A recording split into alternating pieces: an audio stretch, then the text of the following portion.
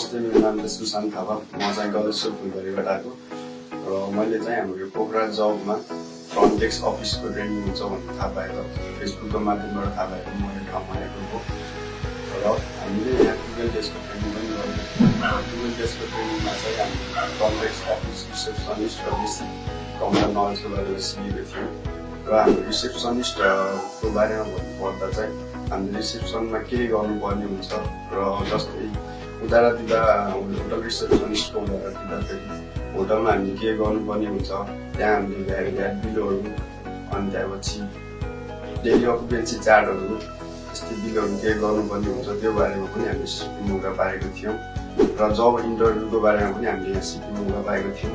जब interview गर्दा कसरी गर्नु त होइन, जब इन्टरभ्यूमा जाँदाखेरि हामीले कुन केसको लागि जब इन्टरभ्यू दिँदैछौँ त्यसैको लागि हामीले प्रिपेयर गरेर कहिले प्रिपेयर गरेर जानुपर्छ भन्ने कुराहरू पनि हामीले सिक्ने मौका पाएको थियौँ। अनि त्यसपछि चाहिँ हामीले बेसिक कम्प्युटर नलेज पनि सिक्ने मौका पाएको थियौँ। बेसिक कम्प्युटर नलेजमा हामीले बिलहरू कसरी निकाल्ने, कसरी बनाउने होइन, आफ्नो सिभी कसरी तयार पार्ने भन्ने कुराहरू हामीले बेसिक कम्प्युटर नलेज पनि सिक्ने मौका पाएको थियौँ।